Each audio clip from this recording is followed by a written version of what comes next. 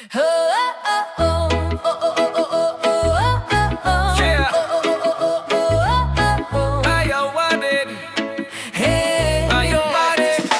Shalom Danid, awit ng kahirapan, karansan at tagumpay ng buong pamilya ang laman. Sa ilalim ng puting bituin sa gabing tahimik, Pilipinas ang bansa, Capiz ang probinsyang dikit. Sa bayan ng Tapas, sa barangay Daan Norte, doon nagsimula ang kwento, simple pero buong lote.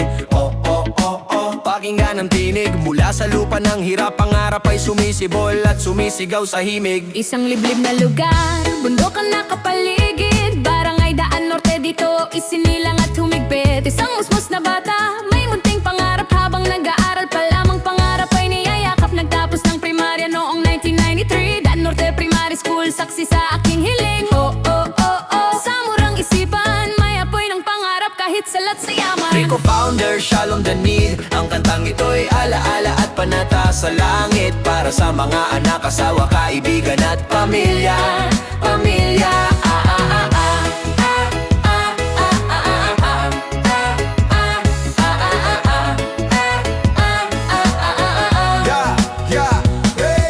School year 93-94 dumating, mga magulang ko'y nag-alinlangan sa aking hiling. Ama at ina, nais kong mag-aral pa, pero sagot ni ama, wala tayong pera, anak ko muna. Tumango ako, luhay pumatak sa mata ko, bumuhos ang sakit at pangarap. Sa tahimik na gabi, doon ko unang natutunang lumaban, kahit mahirap ang daan sa sarili. Hindi ako nagpatinag sa hirap ng buhay, lumakad sa kabundukan, hanap ay pagkakakitaan. Ngay sa ilog ng adlupatan, ako'y napadpad at nakakita ng susubiyaya ng Diyos sa paglalakad. Tatlong galong ang aking bitbit pa uwi, punong-puno ng pag-asa, puso ko'y masaya muli. Hindi ako pinabayaan ng Panginoon, may liwanag sa dulo ng madilim na kahapon. Sa palengke ng bayan aking dinala, lahat ay nabili, biyaya ay dumami pa. May pang-enroll na sa elementarya, tawa at luha sa pusong nagtagumpay na. Lumipas ang panahon sa awa ng Diyos, graduation sa Tapas, Sentro School ang tugon. Diploma sa kamay, saya sa dibdib, patunay na ang hirap ay kayang daig. Rico founder, Shalom Danid, isinadyang buuin ang kantang ito sa langit, para sa anak, asawa, kaibigan at pamilya. Pamilya.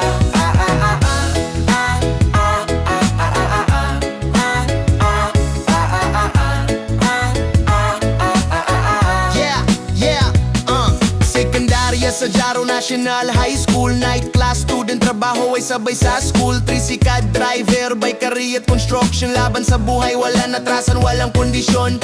Taong 2000, dinala ng asawa, si Lilia Revilla sa Zamboanga. Nagloging sa Sirawai, Zamboanga del Norte. Shina, private army sa gitna ng panganib at gera. Bumbukan at sagupaan, buhay ay nakataya, hindi alam kung sino ang uuwi sa umaga. Muslim at Kristiyano, iisa ang lahi, Pilipino tayo lahat, dapat magkaisa at magmahal lagi. 2008, logging ban, dumating, trabaho'y nawala, bagong laban ang sumapit. Pinili ng management ang maaasahan, mekaniko, weldero, peretora, driver ang tinawagan. Line up sa Semirara, pangarap muling sumiklab. Sa SMPC ang bagong yukto ay kumislap.